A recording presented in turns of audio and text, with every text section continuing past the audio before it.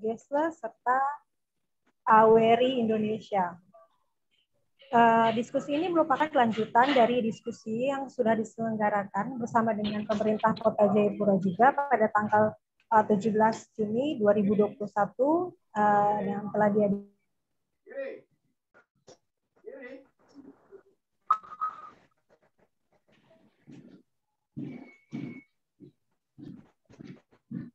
Hotel Horizon. Diskusi pertama judulnya adalah terkait dengan komitmen dari pemerintah Kota Jayapura untuk mempertahankan ruang terbuka hijau di Kota Jayapura. Dan pada kesempatan kali ini di dalam tingkat kegiatan Papua, diskusi akan bertemakan tentang peran lembaga keagamaan, sektor swasta, dan juga lembaga swadaya masyarakat dalam mendukung keberlanjutan ruang terbuka hijau.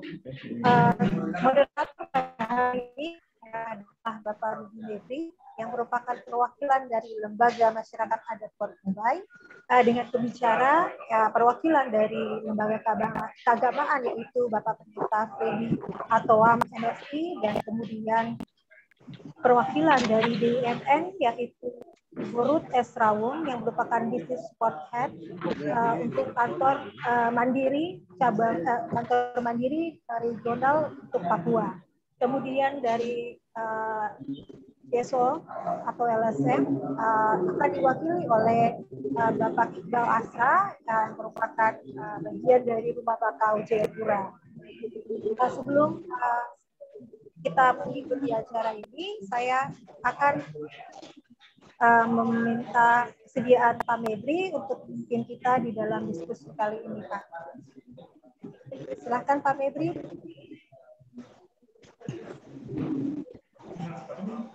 Ya, baik, terima kasih Marta. Selamat siang. Sebelum kita mulai, mari Pak A1, Pak Pendeta, Ibu Ruth, dan Pak Iqbal, terima salam khas Port Mumbai. Nani Juwani dari Tobati dan Engros, Renawane dari Kai Batu dan Kai Pulau, Tayonomi dari saudara-saudara Kampung Nafri,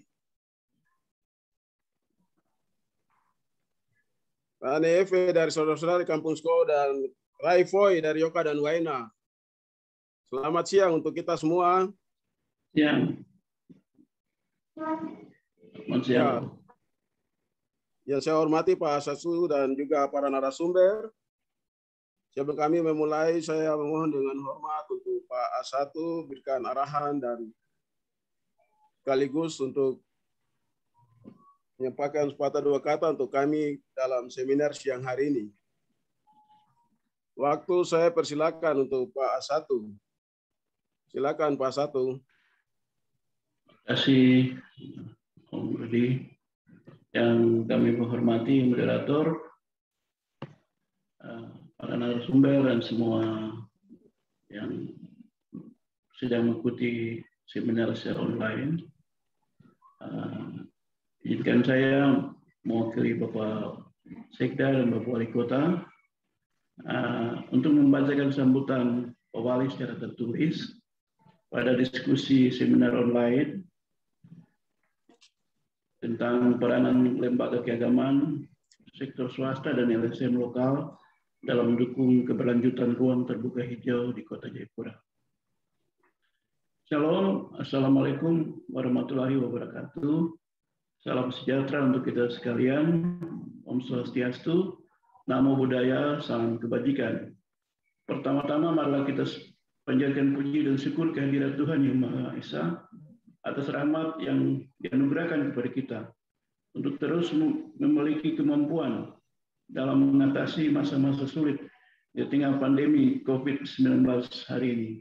Kita dapat mengikuti kegiatan seminar online peran lembaga keagamaan, sektor swasta dalam mendukung keberlanjutan ruang terbuka hijau di Kota Jayapura.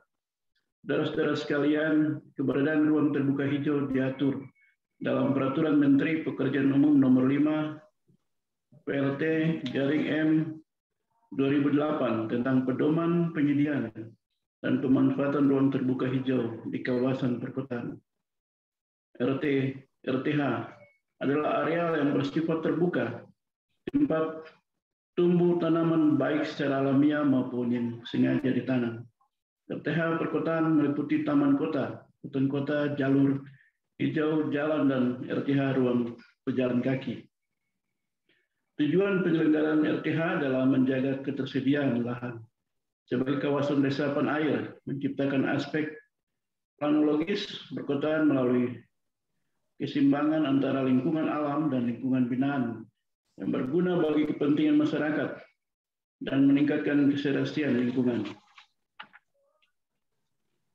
Perkotaan sebagai sarana pengamanan lingkungan perkotaan yang aman, nyaman, segar, indah, dan bersih.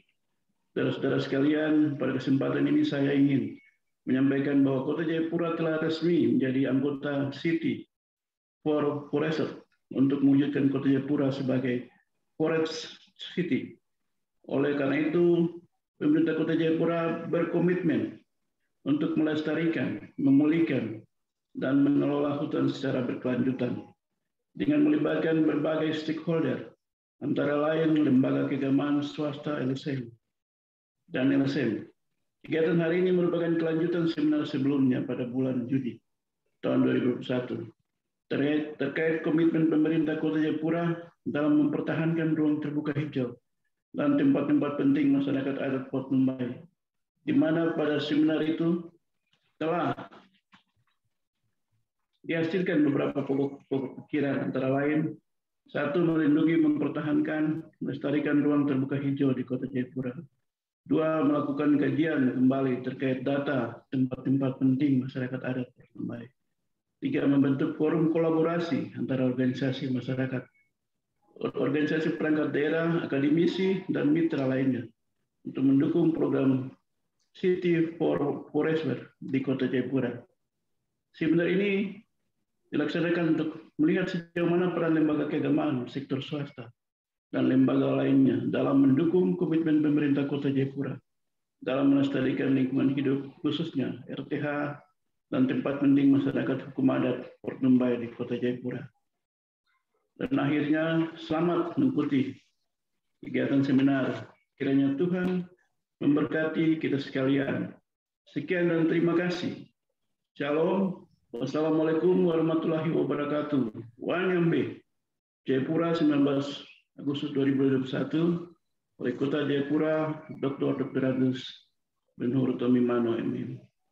Demikian sambutan Bapak Wali Kota pada seminar kita pada siang hari ini. Dengan demikian, seminar ini dapat dinyatakan dibuka untuk kita. Silakan Om Rudi sebagai moderator untuk mengatur lebih lanjut. Terima kasih. Baik, terima kasih Pak Asisten 1. Terima kasih banyak untuk sambutan dan telah membuka seminar kami pada siang hari ini yang kedua, yaitu perang serta dengan topik-topik yang akan disampaikan oleh para narasumber pada kami pada siang hari ini, dengan narasumber pertama yaitu Pendeta Freddy Haptoam. Kita sendiri tahu bahwa Freddy adalah Pendeta Emeritus dari GKI, Sinode GKI di Tanah Papua, dan tidak asing lagi bagi kita. Pendeta Toam kita kenal dan tahu persis sepak terjang Pak Pendeta Toam, dan juga pernah menduduki jabatan di posisi DPRP Provinsi Papua, dan juga mantan Ketua Komite Nasional Pemuda Indonesia Provinsi Irian Jaya pada saat itu, dan berbagai pengalaman yang Pendeta Freddy Toam telah lalui sampai dengan nyongsong hari tuanya ini. Kami berterima kasih Bapak Pendeta bisa siang hari ini membagi pengalaman dan ilmu untuk kami semua. Dan siang hari ini Pak Pendeta berikan dengan judul yang sama-sama kami akan terima, yaitu perang serta gereja dalam mendukung isu lingkungan dalam kawasan ruang terbuka hijau Kota Jayapura. narasumber kedua yaitu pihak swasta yang akan dibawakan oleh Ibu Ruth.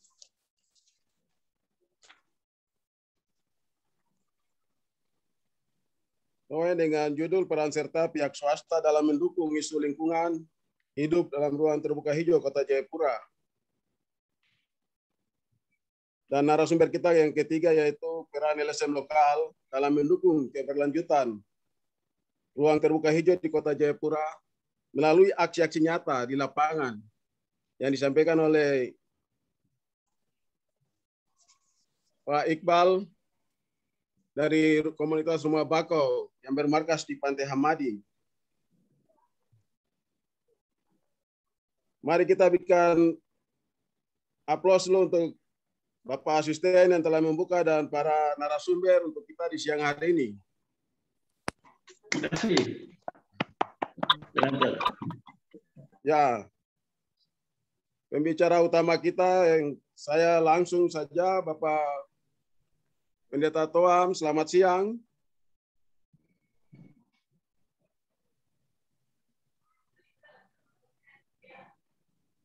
Halo Pak Pendeta.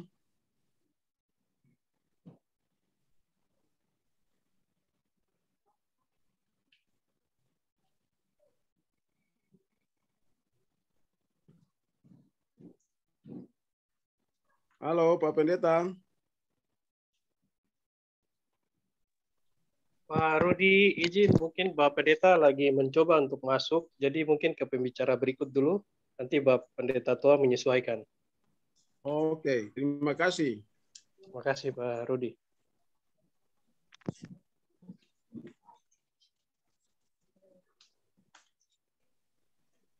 Kita bisa lanjut dengan pembicara kedua, Ibu Ruth. Oh, silakan Pak Tom Pendeta, sudah ada. selamat siang. Oke, selamat siang. Raifoy. Raifoy. Raifoy. Iya, banyak. Ya, selamat siang untuk semuanya. Salam sejahtera. Saya berada di Supiori. Jadi, saya bicara dari Supiori. Baik, saya mengucap syukur kehadirat Tuhan Yang Maha Kuasa bahwa beri kesempatan untuk bicara soal bagaimana manfaat atau kegunaan dari ruang terbuka hijau bagi manusia, tapi dari sisi iman Kristiani.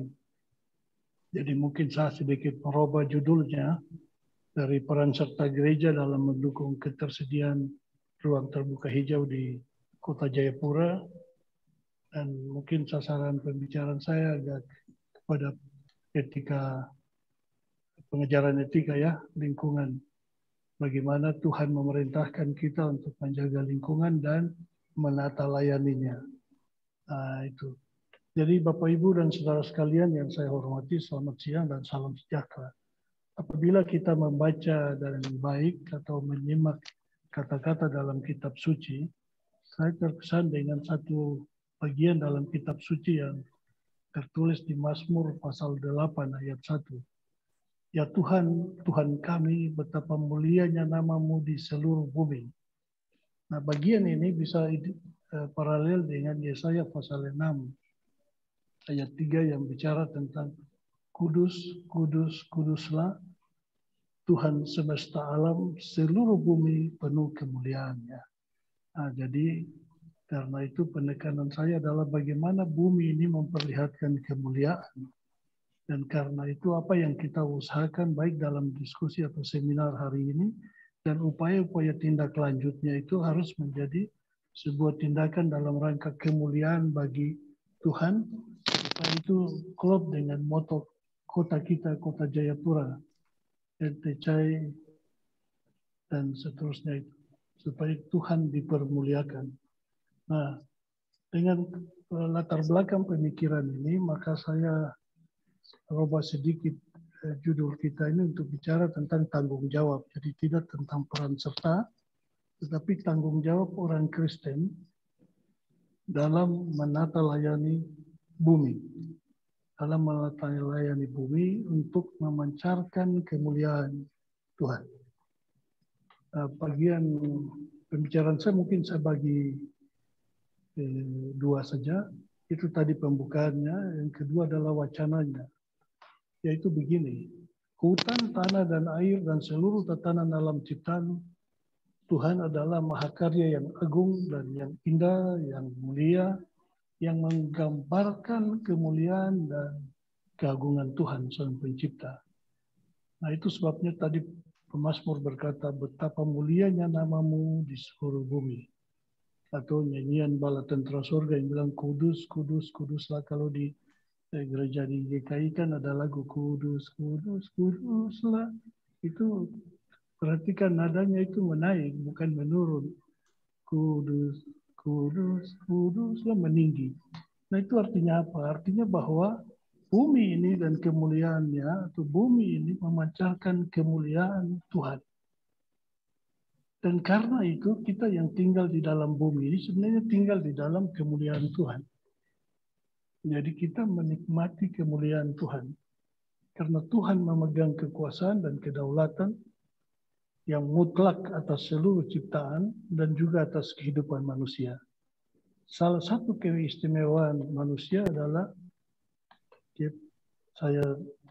tepat saya sebut adalah bahwa manusia diberi kuasa. Jadi sebenarnya Tuhan bikin bumi, langit, bumi, laut, dan segala isinya, artinya hutan, tanah, dan air, dan segala yang ada di dalamnya sebagai kemuliaan, dan kemudian baru bikin manusia, atau Tuhan menjadikan manusia.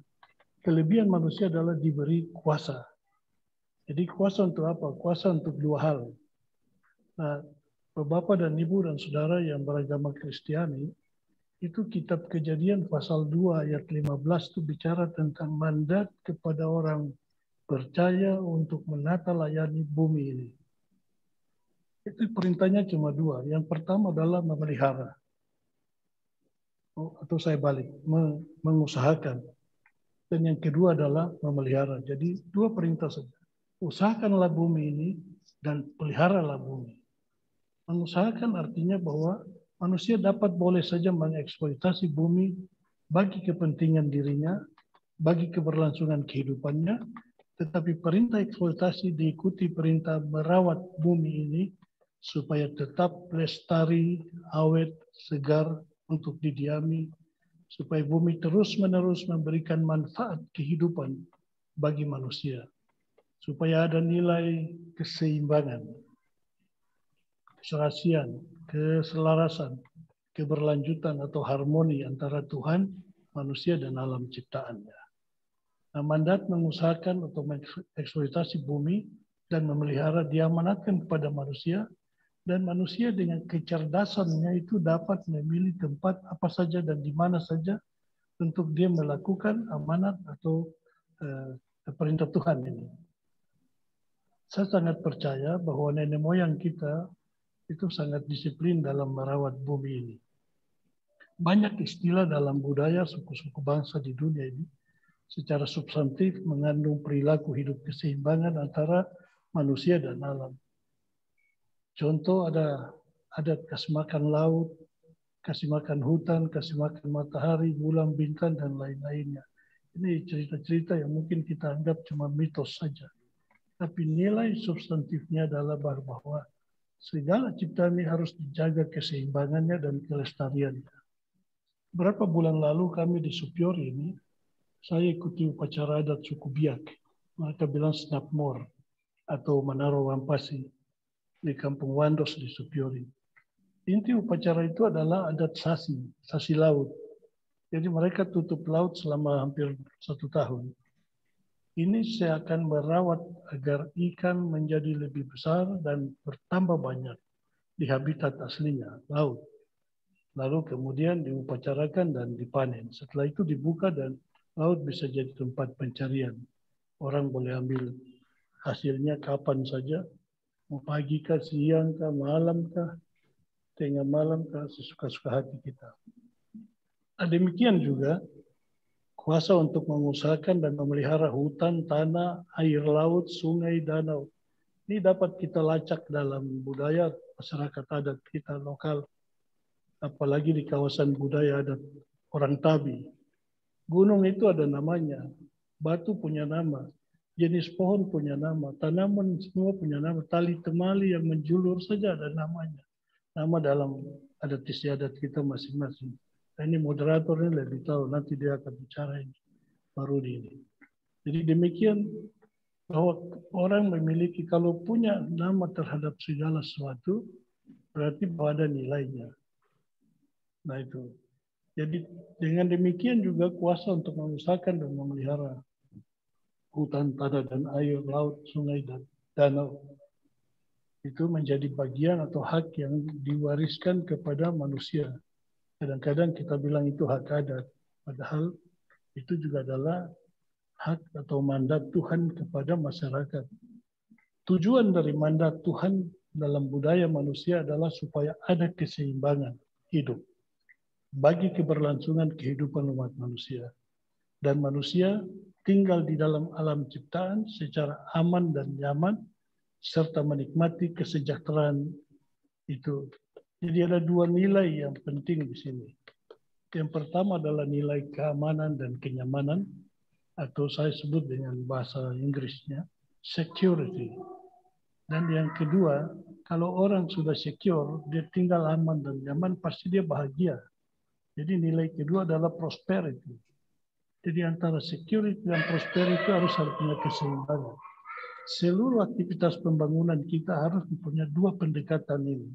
Yaitu pendekatan security atau pendekatan prosperity. Orang Inggris bilang harus ada security approach dan prosperity approach. Nah, kalau tanpa ini, maka pembangunan itu akan liar dan dia menghasilkan potensi-potensi penderitaan dan kecelakaan atau bencana pada masa yang akan datang. Nah, yang berikut saya mau bicara bagaimana mengimplementasikan mandat keseimbangan alam ini dalam wilayah Kota Jayapura ini. Bapak, Ibu, dan saudara semua, saudara-saudara yang saya hormati, Kota Jayapura secara budaya adalah wilayah adat. Masyarakat Tabi yang berdaulat di bawah penjagaan para Ondoafi. Jadi Ondoafi sebagai simbol dan otoritas tertinggi dalam suku-suku Tabi pada umumnya. Di atas Ondoafi itu cuma ada Tuhan. Tidak ada lagi. Jadi Ondoafi itu adalah yang tertinggi sudah. Mereka bukan diangkat atau dipilih, tetapi berdasarkan garis keturunan, genealogis. Istilah lain, laki-laki sulung dari laki-laki sulung, patrilineal. Para Ondoafi menguasai semua matra kehidupan baik di darat, laut, udara. Oleh karena itu, tanah dan hutan termasuk dalam matra utama yang diusahakan, dipelihara oleh masyarakat adat dan dijaga. Jadi karena itu orang jaga sekali. Ini tanah, ini hutan dijaga. Tadi saya sudah sebutkan. Gunung ini ada namanya. Salah satu batu di gunung itu tentu ada namanya. Bahkan orang adat kita mengatakan bahwa di situ tempat tinggal nenek ini. Dalam adat kita ada namanya tentu. Nah, itu artinya apa? Artinya bahwa semua tertata dalam kuasa-kuasa, dan kuasa itu dikendalikan oleh manusia, dan di atas manusia adalah Tuhan. Nah, itu menjamin untuk apa? Untuk menjamin pertumbuhan dan kemajuan kehidupan masyarakat setempat. Saya kasih contoh lain. Ada kawasan di mana orang berkebun. Kalau orang adat tahu sekali, di sini tidak boleh bikin apa-apa. Ini lahan untuk berkebun. Ada kawasan perburuan atau padang-padang perburuan yang hanya orang pakai untuk berburu. Ada kawasan hutan yang kayunya, pohonnya dikhususkan untuk bahan bangunan rumah atau bikin perahu. Ada kawasan yang ditabukan atau dilarang untuk dimasuki oleh umum. Saya kasih contoh, beberapa waktu lalu saya sudah bikin YouTube tentang hutan perempuan. Itu hanya untuk menonjolkan bahwa itu kawasan yang harus dilindungi. Nah, tatanan nilai-nilai adat tentang hutan, tanah, air, dan laut hari ini terganggu. Tempat ini yang sekarang menjadi Kota Jayapura sebenarnya mulai dibangun secara baik itu menurut saya ya, sejak kedatangan tentara Dai Nippon 1941 yang berujung Perang Pasifik 1944. Itu sebabnya kota hari ini sesungguhnya adalah bekas pangkalan militer Jepang yang direbut oleh tentara sekutu dan dijadikan basis G atau base G, di mana base G itu adalah Hollandia. Nah, kota ini dibangun oleh tentara sekutu dengan kepentingan pertahanan sebagai basis G. Itu sebabnya nama-nama berbau militer masih melekat dipergunakan hingga kini. Saya kasih contoh seperti APO. Kenapa tidak kita sebut APO, tapi selalu APO? Karena itu inisial dari Army Post Office atau Polimak atau Dok-Dok itu. Nah, semuanya nama militer. Nah, atau Kanon, tempat di mana meriam penangkis serangan udara di bukit di atas Werek dan Bergendar.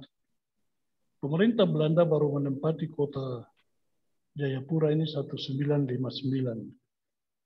Sebelum perang sampai dengan 1948, pemerintah Belanda ada tinggal di Kota Nika, tempat di mana sekarang ada stadion dan besok mau PON itu, Kampung Harapan.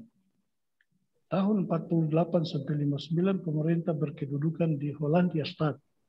Hollandia Stad itu yang sekarang disebut Hollandia kemudian disebut Hollandia Binnen dan jadi Jayapura. Tepatnya itu kompleks Sunchen yang ada gedung transistor itu. Para gubernur Belanda itu tinggal di situ. Saya catat dengan baik. Yang pertama tinggal di situ adalah Jan Pieter Karel van Ehud 1949. Dan yang terakhir tinggal di situ adalah Platero. Dan kemudian mereka pindah ke Blok 5. Oke, soal tata kota Jayapura, rencana tata ruang hari ini, apakah mengakomodir? Ini soal saya ini, Pak Rudi. Apakah kota kita sekarang ini mengakomodir nilai-nilai, baik nilai lokal, budaya atau adat istiadat, maupun nilai sosial kemasyarakatan hari ini, apalagi nilai etika lingkungan menurut Tuhan ya, bukan menurut saya. Apakah itu diakomodir? Apakah itu bisa kita baca kembali di dalam tata ruang kota kita? Pada waktu kita bikin rencana tata ruang kota Jayapura, apakah ini terakomodir? Bagian yang ketiga adalah karena kota Jayapura aslinya basis pangkalan militer, yang kemudian secara perlahan bermetamorfosa menjadi pusat administrasi pemerintahan, maka nilainya pun beranjak dari nilai pertahanan ke nilai keamanan, menuju nilai kesejahteraan. Jadi dari tadi saya bilang dari soal dia kota ini sebagai security, dia menjadi sebuah tempat di mana prosperity. Pemerintah mulai bangun pemukiman, pemerintahan, karena itu harus rumah sakit, sekolah, dan lain dibangun kembali. Supaya hajat hidup masyarakat dan orang banyak terpelihara. Nah, nilai sekuritas dan kesejahteraan itu sebenarnya ibarat dua sisi. Satu sisinya nilai, satu sisinya bobotnya seperti ya mata uang lah. Begitu yang memberikan sebuah nilai nominal. Nah, jadi dulu masyarakat adat memelihara kedua nilai ini dengan baik dalam kearifan lokal. Walaupun mereka tidak paham sekali tentang perintah Tuhan. Tetapi kearifan lokalnya itu menjamin sehingga mereka tetap berjaga supaya keseimbangan antara manusia dan alam sekitarnya, antara manusia dengan hutannya, dengan tanahnya, atau kita bilang dengan dompu dusun, dengan dompu laut itu terpelihara keseimbangannya. Dan itu sangat selektif dan strategis. Dengan demikian berbagai kawasan penyangga seperti lereng Siklop, kawasan hutan sagu sebagai stok pangan, kawasan penyangga bencana seperti daerah rawa dan beberapa kawasan perbukitan terpelihara aman. Saya kasih contoh.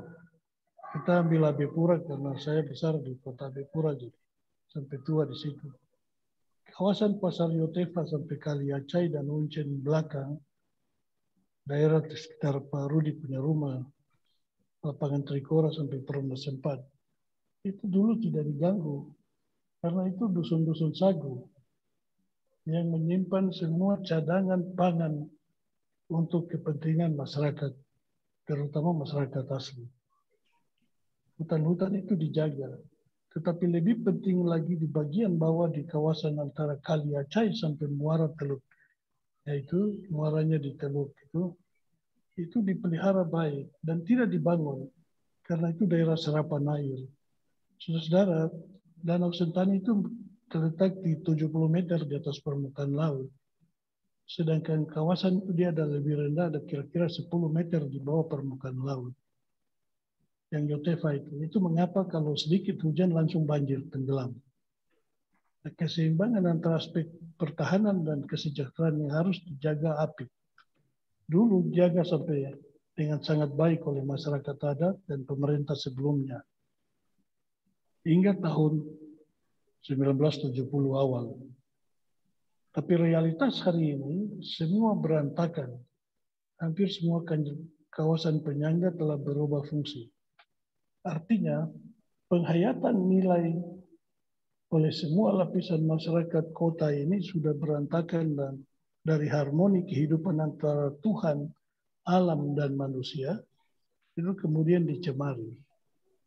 Kemudian kita tidak lagi hidup dalam kemuliaan. Karena apa? Karena kesalahan kita semua. Hanya untuk mengusahakan, menggarap, merusak kemuliaan Tuhan dalam alam ciptaannya. Jadi kalau Jayapura kena bencana, itu sebuah konsekuensi logis. Dari ketidaktaatan warga kita dalam menata layani alam dan sekitarnya. Kalau kitab suci Kejadian pasal 2 ayat 15 mengandung mandat Tuhan kepada manusia dengan dua perintah tadi, usahakan dan pelihara. Nah, kita ini hanya mengusahakan, bahkan mengusahakan sampai merusak.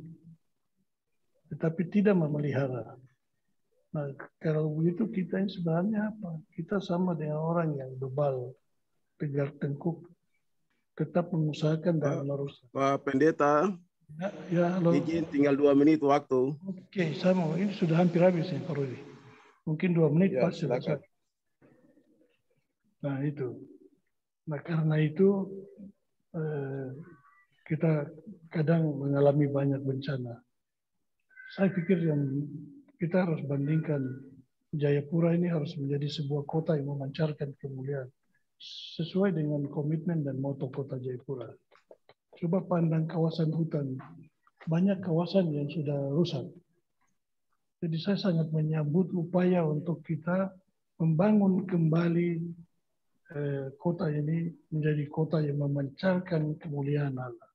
Jadi kalau pemerintah sudah mulai dengan gerakan untuk, saya tidak bilang merehabilitasi, tetapi memanfaatkan sumber daya yang ada untuk membangun kembali kawasan untuk kita bilang ruang terbuka hijau. Ini ide yang sangat menarik dan harus dijunjung.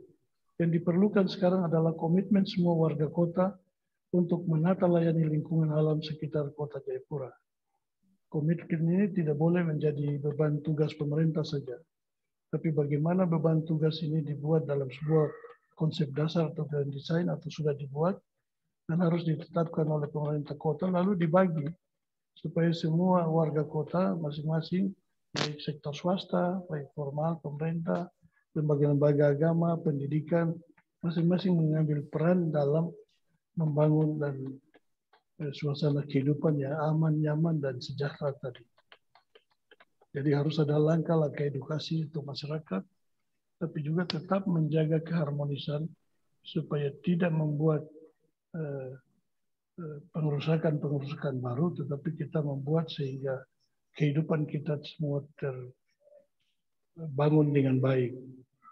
Kita hidup sehat dan aman dan tentram di dalamnya. Jadi pesan firman Tuhan sebenarnya adalah bagaimana kita jaga agar ada keselarasan antara manusia dan lingkungannya.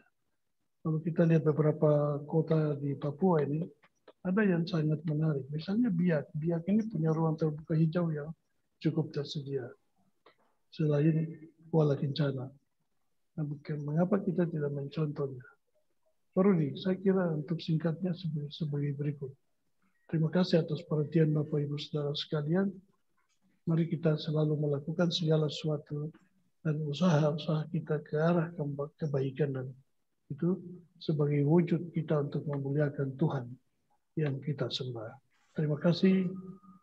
Selamat Terima siang. kasih. Shalom. Shalom, Pak Pendeta. Terima kasih Pak Pendeta. Luar biasa. Oke. Saya tarik sedikit apa yang diuraikan oleh Pak Pendeta. Iya. Ini baik nilai budaya, sosial, dan etika, tapi juga ikut di dalam adalah nilai-nilai historis. Yang memang harus kita juga di kota Jayapura harus diwariskan karena kota ini terbangun di atas kota papasan perang. Jadi memang kita harus, terima kasih untuk Pak Pendeta atas responnya, untuk komitmen warga kota, untuk melayani kota Jayapura. Tapi lebih terpenting adalah memelihara dan mengusahakan. Amin. Bumi ini sesuai dengan ciptaannya. Ada pertanyaan berikut nanti untuk Pak Pendeta, tapi nanti setelah sesi ini lewat, ada teman pemateri kedua akan menyampaikan juga materi untuk kita pada siang hari ini.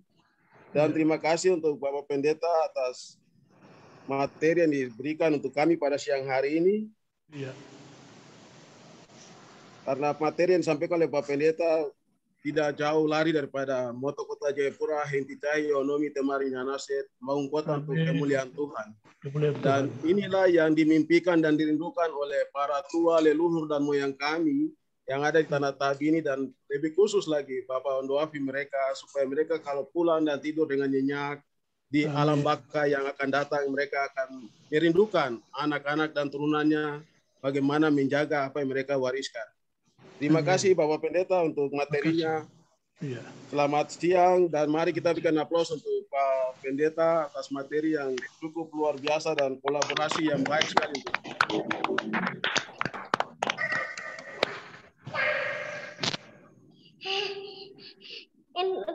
Itu siapa yang ini?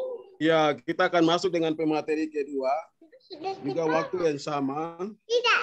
15 menit saya akan disampaikan oleh Ibu Ruth Susinta Raun, yang adalah seorang bisnismen, sport head dari Regional Operasional 12 Bank Mandiri Papua. Pengalamannya cukup banyak dengan pernah di Wamena, baik kepala cabang. Untuk Ibu kami persilakan, Bu. Baik, terima kasih Pak Rudi. Selamat siang. Oh, ya selamat siang Pak. Iya. Makasih segala ya.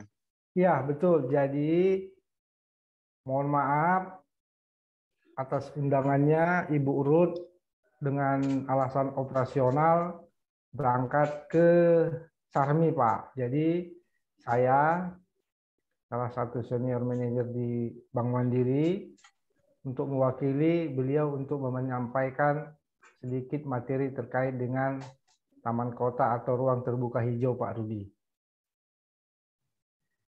Pak Rudi silakan bisa Pak, waktunya ya. 20 menit itu Pak. Baik, terima kasih Pak Rudi. Jadi terima kasih juga Pak Pendeta Pak Freddy sudah menyampaikan tadi dari sisi dampak dari aspek sosial dan segala macam.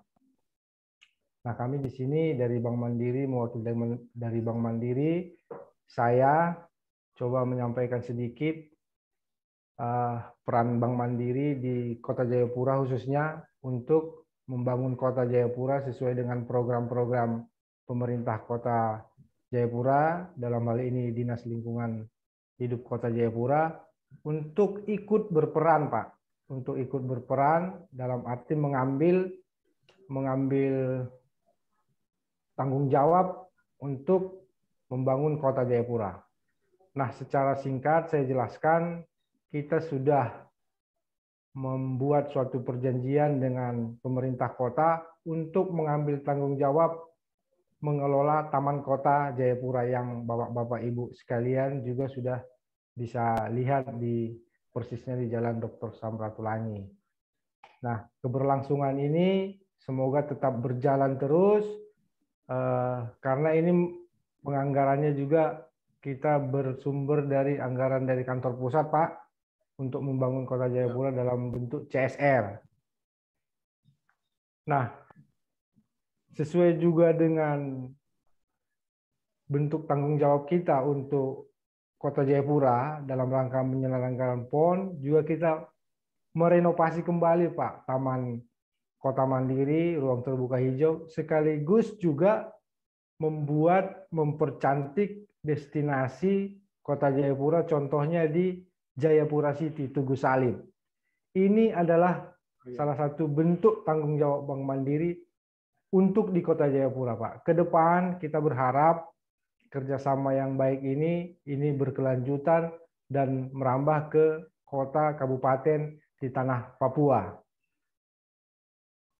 Nah, lain-lain mungkin Pak, kalau yang di Papua Barat saya belum bisa tampilkan karena ini forum kita di Papua, jadi saya ambil contoh-contoh konkret yang sudah kita laksanakan untuk membangun Kota Jayapura. Yang ada sekarang sampai sekarang itu Taman Kota Mandiri dan Jayapura City, Tugu Salib yang di RRI di Puncak. Itu saja Pak yang bisa saya sampaikan terkait dengan bentuk tanggung jawab atau peran Bank Mandiri BUMN untuk membangun Kota Jayapura. Terima kasih Pak Rudi, nanti lain-lain yang ada pertanyaan boleh kita lanjutkan. Terima kasih Pak Rudi. Terima kasih Pak Marasil Sagala. Ya. Singkat, jelas, padat, tapi aksi-aksi nyata teman-teman Bank Mandiri cukup jelas untuk warga Kota Jayapura, dan kita bisa lihat tadi dalam presentasi singkat yang disampaikan oleh Pak Marasil Sagala, dengan mereka juga telah mengusahakan dan membangun Taman Kota Mandiri, baik Tugu Salib yang ada juga di Jayapura City di Polimak.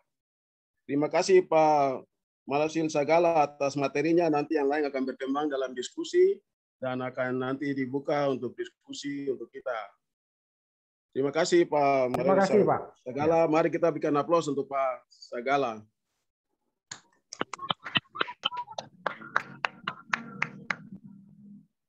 Ya, kita lanjut dan masuk untuk materi ketiga, akan disampaikan oleh Iqbal. Untuk saudara Iqbal, dengan judul peran LSM lokal. Baik, Bapak. Dalam mendukung keberlanjutan ruang terbuka hijau di Kota Jayapura melalui aksi-aksi nyata di lapangan.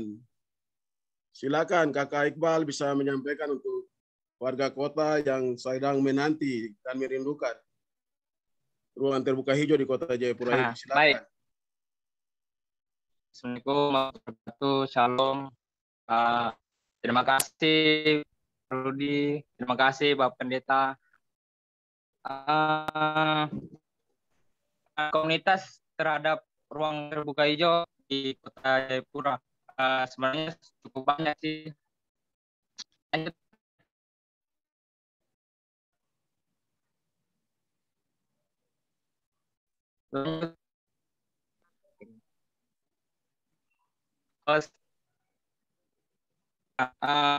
Ya, ruang terbuka hijau kita harus kenal dulu. Disingkat untuk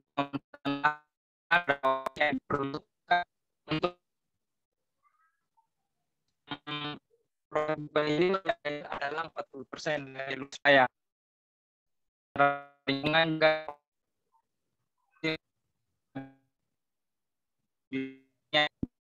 meningkatkan kualitas atmosfer serta menunjang kelestarian air. Di sini dikatakan ideal, tidak harus 40%, tetapi juga 20%, 30%. Sebenarnya Kota Jayapura itu ada banyak sih taman kecil-kecilan. Itu mereka memulai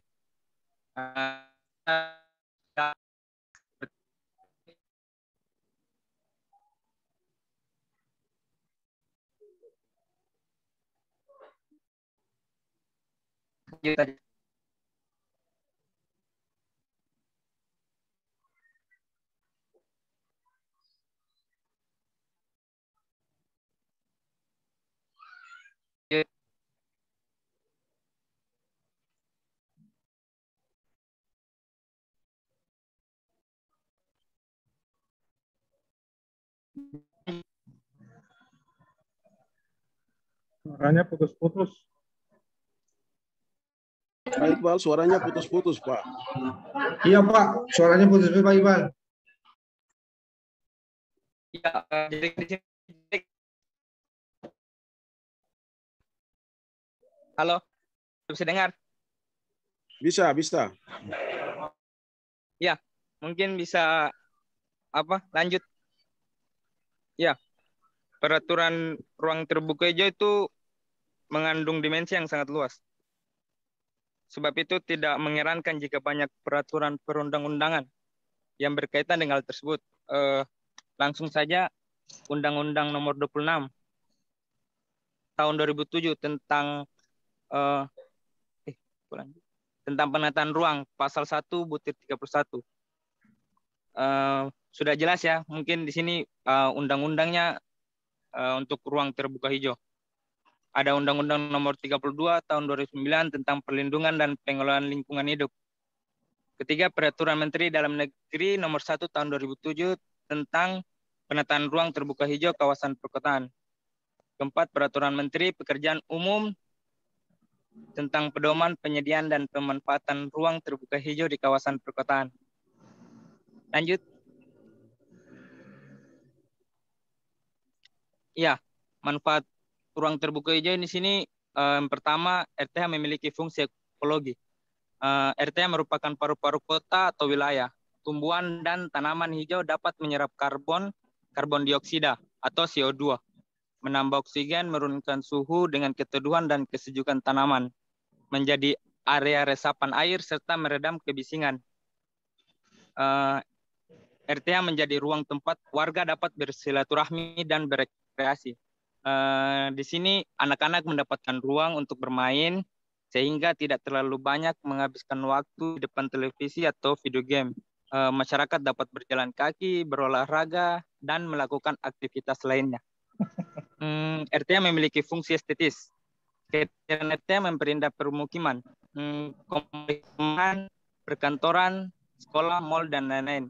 Bayangkan suasana kantor yang kering, sekolah yang panas, perumahan yang gersang, mal yang hanya dipenuhi tembok dan tanaman, bandingkan dengan kantor, sekolah, perumahan, dan mal yang menghijau. Bukan saja hati dan perasaan jadi adem, kepala pun bisa diajak berpikir lebih jernih dan kreatif. Dapat RTH dalam tata kota memiliki fungsi planologi. RTH dapat menjadi pembatas antara satu ruang dengan ruang yang lainnya dan berbeda peruntukannya. RTH memenuhi fungsi pendidikan. RTH menjadi ruang tempat satwa dan tanaman yang bisa dijadikan sarana belajar. Kalau anak-anak juga dilibatkan dalam pengelolaan RTH, mereka juga akan mendapatkan pelajaran soft skill yang penting dan mungkin tak bisa didapatkan di bangku sekolah. Belajar berorganisasi dan menghayati nilai-nilai luhur dari upaya menjaga kelestarian lingkungan. Ini bekal penting sebagai mereka penerus generasi bangsa. Terakhir ini, RTH juga punya fungsi ekonomis. Perlu kita ketahui bahwa jenis-jenis tanaman tertentu punya nilai jual dan nilai konsumsi yang lumayan. Bunga, buah-buahan, kayu-kayuan, apabila ditata dengan baik, RTH bukan saja menjadi lokasi wisata yang strategis, namun juga menghasilkan nilai ekonomi bagi pengelolanya. Oleh karena itu, keberadaan RTH dapat mensejahterakan masyarakat di sekitarnya. Di sepanjang kota Jayapura itu ada banyak tanaman. Cuman saya belum bisa pastikan apakah tanamannya itu sesuai dengan tanaman khusus RTH atau bukan. Seperti itu. Lanjut.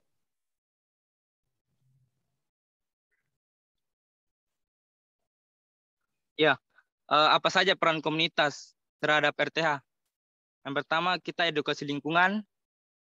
Kedua, gerebek sampah untuk peringatan hari-hari lingkungan.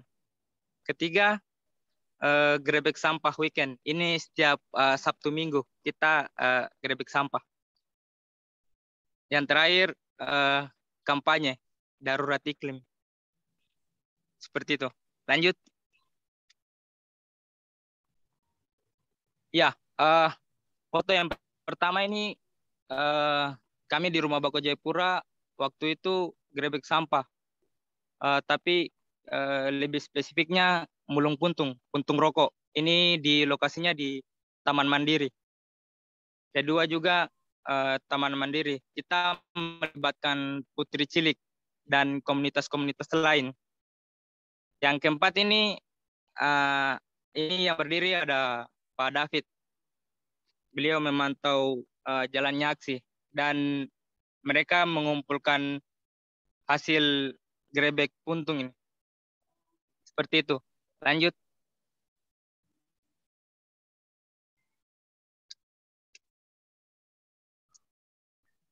Ya, ini kita grebek sampah di bakau, di hutan mangrove. Kenapa kita memilih di hutan mangrove? Karena tanaman, salah satu tanaman juga yang memberikan CO2.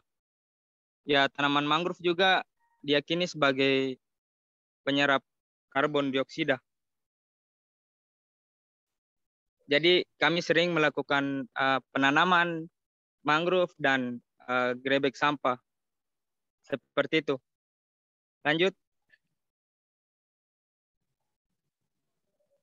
Ya, salah satu ruang terbuka hijau juga di mangrove di Ajafuk Resort. Tapi sampai sekarang belum dibuka. Ya, belum tahu apa kendalanya. Seperti itu. Ya, ini foto-foto kegiatan. Nah, yang terakhir ini Putri Cilik grebek sampah di Ajafuk. Salah satu ruang terbuka hijau juga. Lanjut.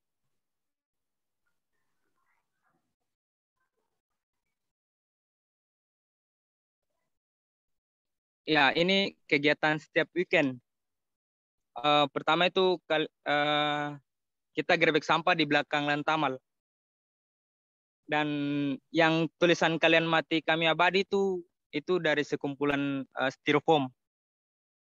Kedua itu grebek sampah di jembatan Yotefa, yang biasa mereka sebut jembatan merah. Itu setiap tanggal 1 Januari. Ya, mungkin bisa dilihat sih kegiatan-kegiatannya kita, peran komunitas. Ya, ini hasil-hasil dokumentasi kita kampanye. Ini ada kampanye darurat iklim, ada kampanye Hari Peduli Sampah Nasional. Yang keempat itu ada bertuliskan No Planet B. Ya, kenyataannya bahwa hanya bumi satu-satunya tempat kita berpijak. Tidak ada planet lain lagi. Seperti itu. Lanjut.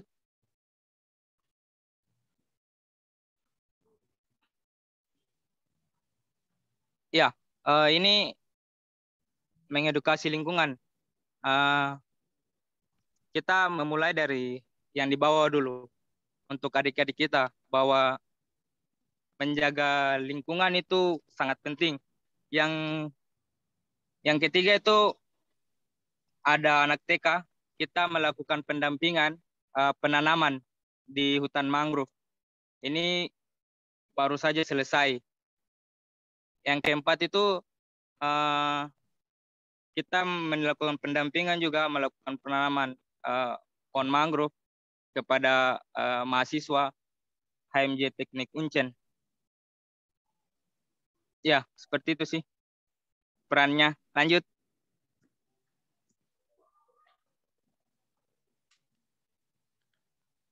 Ya, terima kasih. Salam hijau. Itu saja peran komunitas dalam mendukung ruang terbuka hijau. Terima kasih. Terima kasih, Iqbal. Ya, wow, berikan apresiasi luar biasa untuk Iqbal Asra bersama teman-teman dan terutama kaula muda, milenial. Mari kita harus belajar. Di mana Iqbal telah sampaikan ada edukasi lingkungan, grebek sampahnya, dan grebek sampah weekend, kemudian penanaman mangrove, dan kampanye jalanan. Dan satu hal yang luar biasa telah lakukan oleh teman-teman di Rumah Bakau ini mungkin menjadi rujukan bagi teman-teman komunitas maupun LSM lokal yang ada. Mari kita bersama-sama membangun Kota Jayapura. Kalau sebagai warga Kota Jayapura, apalagi ber-KTP Kota Jayapura, harus rasa peduli dan rasa memiliki kota ini. Sehingga ketika ada aksi-aksi nyata seperti ini, kita bisa berpartisipasi dan membagi waktu untuk bersama-sama. Terima kasih, Kakak Iqbal. Sama-sama, Bapak. Ya, kita masuk sesi berikut, yaitu sesi diskusi. Saya buka langsung saja kepada floor, silakan. Ada yang mau menanggapi, berikan saran, masukan, atau bertanya, silakan ditujukan kepada pemateri pertama, kedua, atau yang ketiga, silakan. Waktu kita singkat ya. Ini kurang lebih 30 menit waktu kita untuk diskusi. Silakan.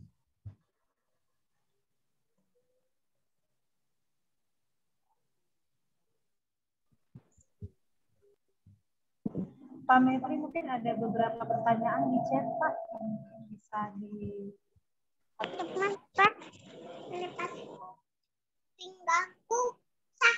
Halo, sebutkan nama dengan alamat di mana. Dari lembaga mana atau komunitas mana, silakan.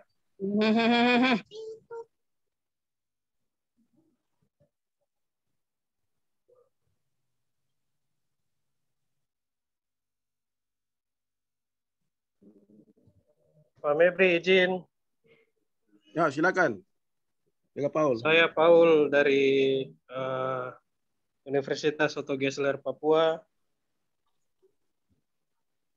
Silakan.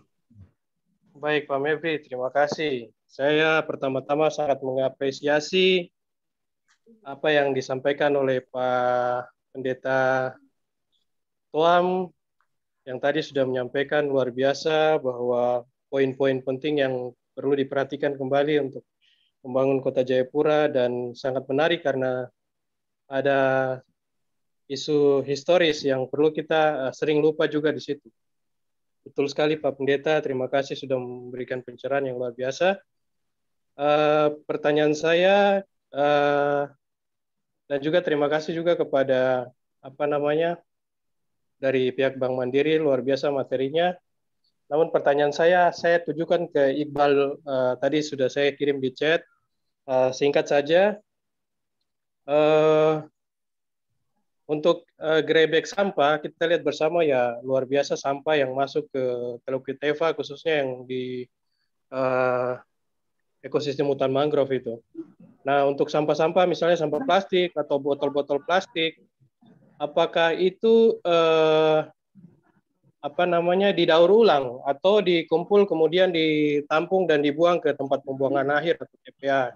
Mungkin bisa dijelaskan oleh teman kita atau saudara kita Iqbal. Terima kasih Pak Mevri, itu saja. Saya kembalikan, mungkin nanti ada pertanyaan lain untuk materi yang lain. Kita akan dengar bersama. Terima kasih Pak Mevri. Terima kasih Pak Paul. Silakan Pak Iqbal. Baik. Mau langsung menjawab atau mau menunggu teman-teman yang lain? Atau ada yang mau jawab? Silakan.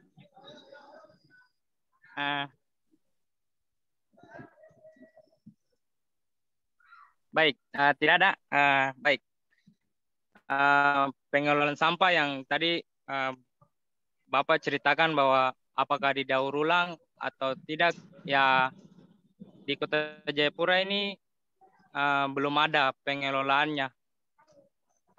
Kita mengedukasi dari masyarakat dulu. Yang tadi saya sampaikan, edukasi ke anak-anak kecil dulu bahwa harus menggunakan tumbler. Yang kedua, di Kota Jayapura itu belum ada pengelolaannya. Masih kita buang ke TPA. Tetapi ketika ada event, kami biasa jadikan ini properti. Ada ikan, dari sampah itu ada di Rumah Bakau di sekretariatnya. Ya itu saja sih. Rudi, izin. Terima kasih. Oh, silakan. Ya, Kakak Gamel, silakan. Siap, terima kasih Om Rudi. Selamat siang Pak Ever. Salam hormat Pak Pendeta Toam dan Pak Sagala dari Bank Mandiri, termasuk teman-teman WRI. Perkenalkan, saya Gamel. Saya salah satu koordinator di Rumah Bakau Jayapura. Awalnya saya mengucapkan banyak terima kasih teman-teman WRI sudah mengundang kita semua dalam satu forum ini untuk membahas satu isu yang sebenarnya hampir dilupakan ya. Kalau saya mengatakan seperti itu karena saya melihat ruang terbuka hijau ini belum sepenuhnya ada, karena tadi awalnya saya berpikir 30% dari cakupan luas kota itu 30%-nya itu harusnya ruang terbuka hijau. Ternyata 40% tadi kalau dari materinya Iqbal, dan saya juga cukup kaget, wah ternyata harusnya luas sekali seperti itu. Tapi saya melihat upaya untuk ke arah menyiapkan ruang RTH bagi publik itu sudah dilakukan pelan-pelan oleh pemerintah kota dengan banyaknya taman ya, banyaknya taman. Saya sendiri sempat menulis cukup panjang tentang RTH, dan fungsi yang saya tandai di sini adalah fungsi sosialnya yang kalau menurut saya ini yang perlu kita jaga, perlu kita tumbuhkan, di mana tadi disinggung oleh Iqbal bahwa bayangkan ketika kantor panas, sekolah gersang, mall penuh dengan tembok, nah kita butuh space, kita butuh ruang yang memang bisa dipakai untuk berkumpul, bercerita, bersosialisasi. Nah, ini yang kadang saya akui saya belum dapat itu di kota. Kalaupun ada, mungkin terbatas sekali. Itu pun dengan jam-jam tertentu ya. Maksudnya ketika hari sudah malam ini kita akan khawatir juga kalau kita nongkrong di tempat-tempat seperti taman gitu, yang ada nanti orang mabuk. Seperti itu. Saya kira ini kondisi realnya seperti itu. Mungkin yang aman di lapangan Trisila ya, karena dekat dengan aparat seperti itu. Jadi saya terima kasih sekali teman-teman WRI sudah mendorong ini, bahwa memang kita sangat butuh ruang yang untuk bersosialisasi, terutama untuk bagaimana anak-anak muda ini bisa berkumpul, terus teman-teman orang kantoran setelah pulang dari kantor dia bisa duduk di situ tanpa harus kembali ke gadget, kembali ke handphone dan lain sebagainya, yang akhirnya memutus silaturahmi. Padahal itu sangat penting untuk kota Jayapura yang sebenarnya tidak besar seperti itu. Lalu yang kedua, Om Rudi, izin saya coba menjawab tadi pertanyaan yang dari teman Otto Gessler ya. Jadi kami di Rumah Bakau, sampah yang kami dapat memang sebagian besar itu jatuhnya akan ke TPA.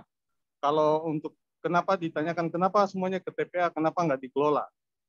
Sebenarnya ada namanya bank sampah, tapi kami masih belum terkonek secara baik, sekalipun biasanya kami hanya mengundang, kami grebek hasil sampahnya itu yang kami minta ke mereka untuk mereka bawa dan mereka olah seperti itu. Nah, tapi tidak 100% akan masuk ke TPA, melainkan ada benda-benda yang kira-kira bisa kami jadikan sebagai properti untuk mengedukasi. Saya kira itu, Om Rudi. Terima kasih banyak. Terima kasih, Gamel. Terima kasih sekali dengan sarannya untuk kita, dan selamat untuk Om Gamel. Silakan kakak-kakak pejuang hijau yang lain yang mau berikan saran, masukan, dan pertanyaan. Silakan.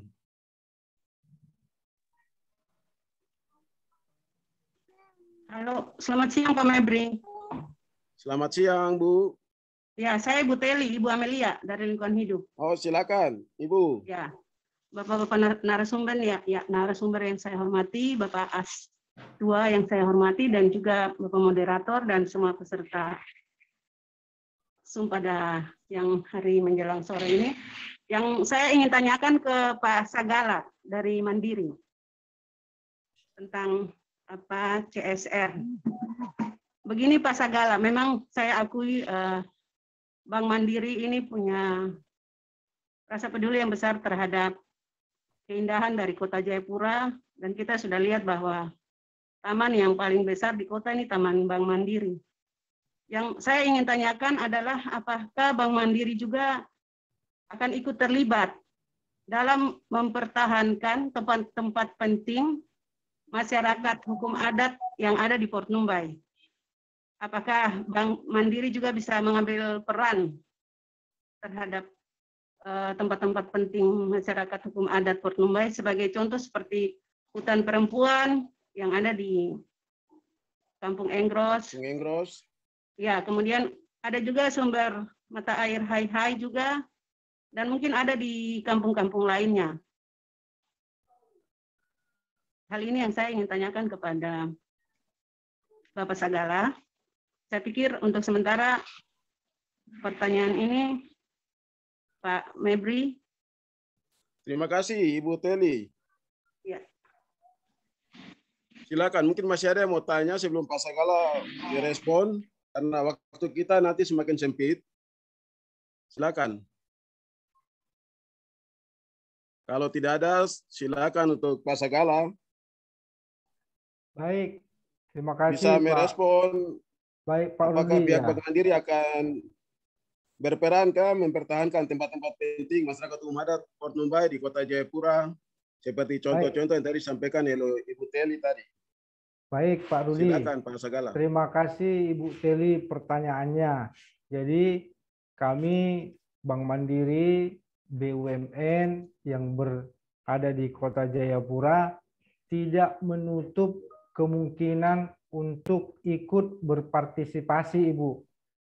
Jadi saya tekankan sekali lagi, Bank Mandiri tidak menutup kemungkinan ikut berpartisipasi untuk menjaga kelestarian yang Ibu sebutkan tadi, mungkin Bapak Pendeta juga sebutkan, hutan perempuan. Jadi itu mungkin jawaban saya untuk Ibu Teli. Terima kasih Ibu Teli. Oh ya, terima kasih Pak. Terima kasih Pak Sagala. Baik, terima kasih Pak.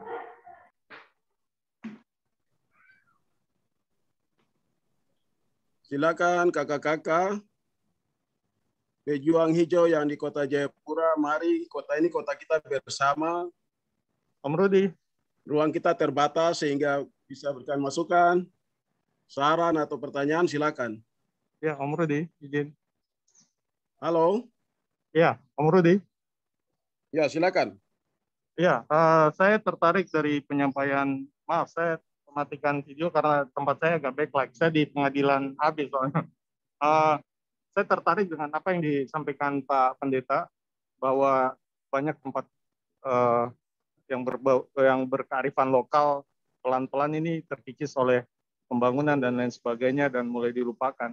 Saya hanya menambahkan bahwa sampai sekarang saya ini belum pernah melihat ataupun rumah adat Tobati Enggros ataupun Port Numbai yang original, yang asli seperti itu.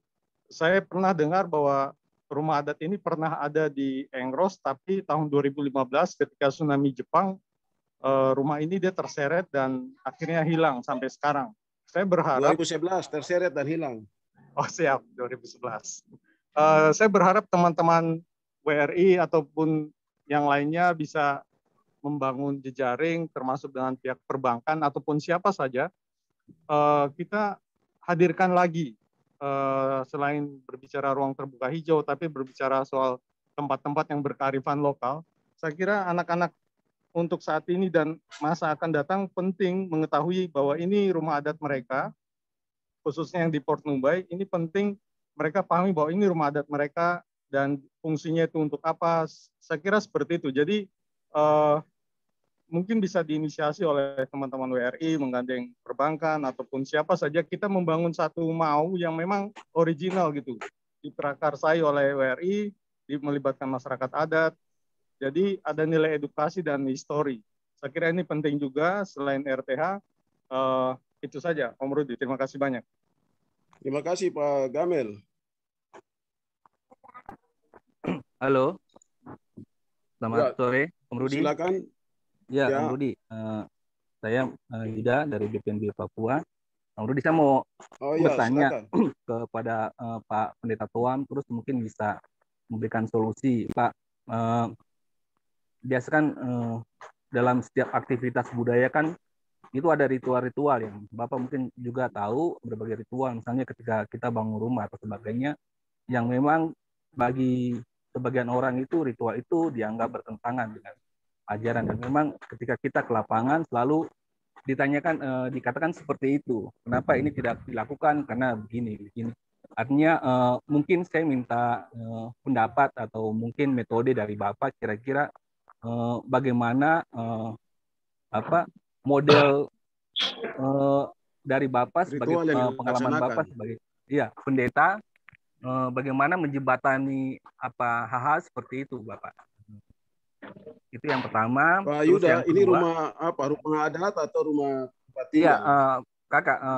Ini kan banyak rumah adat itu kan ada ritual juga yang mau dibangun kan dari rumah adat. Tapi juga pada beberapa aktivitas, misalnya buah kebun itu kan pada tempat-tempat tertentu juga biasa ada ritual-ritual yang dibuat. Gitu.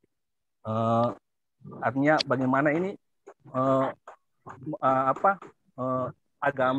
tokoh agama melihat ini sebagai sesuatu yang sebenarnya bisa dilaksanakan, artinya bagaimana cara meraciknya begitu kira-kira sehingga antara agama dengan budaya bisa sejalan untuk pengembangan kebudayaan ke depan.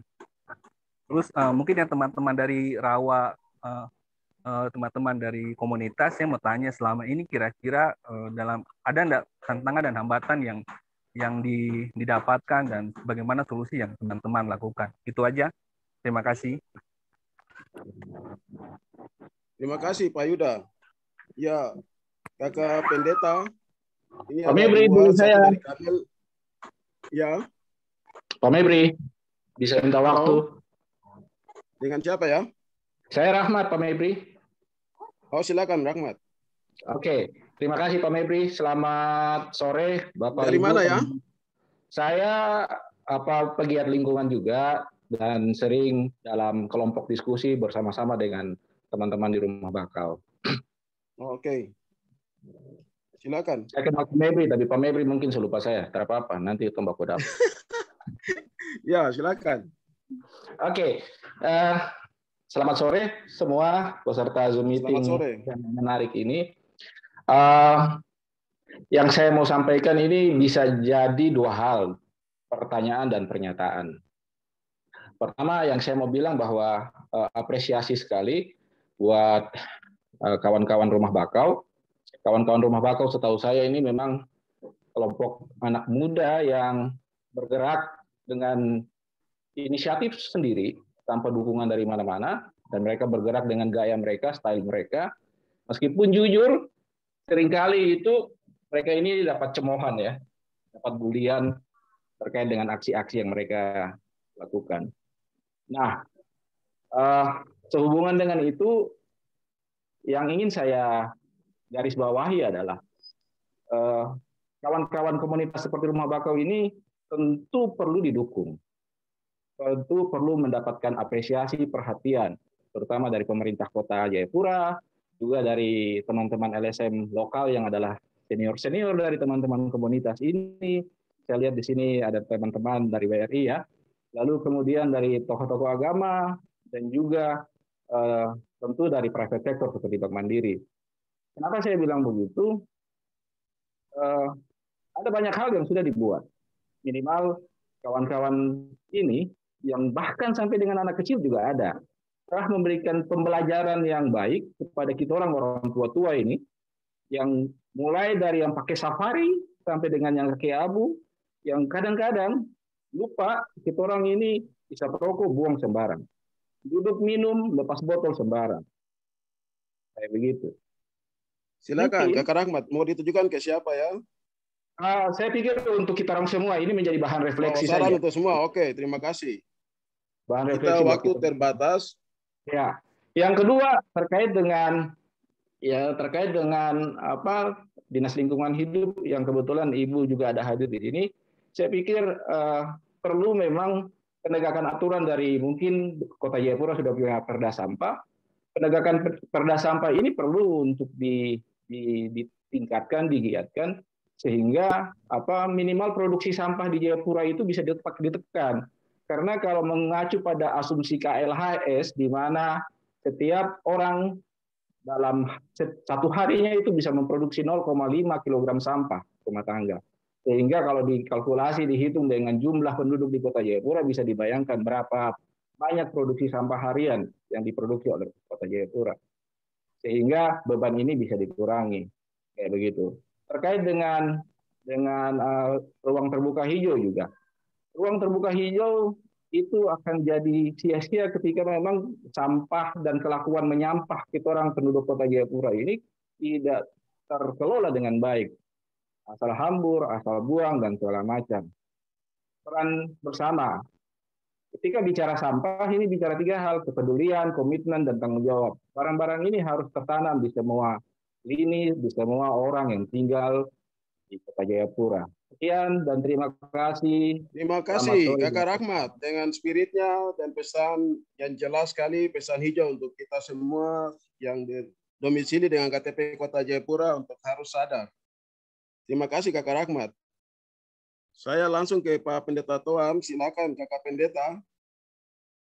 Tadi ada 2 pertanyaan itu, Kakak bisa sampaikan fungsi-fungsi dalam rumah adat itu. Dan yang kedua, mungkin ada penjelasan singkat sedikit tentang aktivitas ritual dalam pembangunan rumah adat. Pak Pendeta, silakan.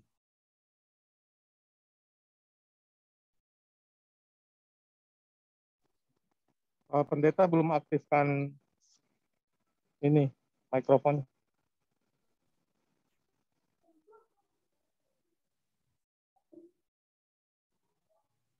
Halo, Pak Pendeta. Pak Pendeta belum aktifkan. Oh. Sudah? Siap, sudah. Pak Pendeta. Ya, oke. Jadi rumah adat itu kan banyak fungsinya. Jadi ada yang tempat penyembahan kayak kuil, tapi ada yang biasanya tempat penyimpanan, simpan barang-barang keramat. Nah, barang keramat ini untuk kepercayaan orang dulu-dulu itu selalu berhubungan dengan roh atau arwah. Nah, itu oleh karena itu proses yang biasa kita pakai adalah dalam pendekatan terhadap budaya itu ada 3 cara. Minta maaf. Ada 3 cara. Yang satu adalah bagaimana pihak agama mengadaptasi nilai-nilai kultural atau nilai-nilai sakralnya, kita adaptasi.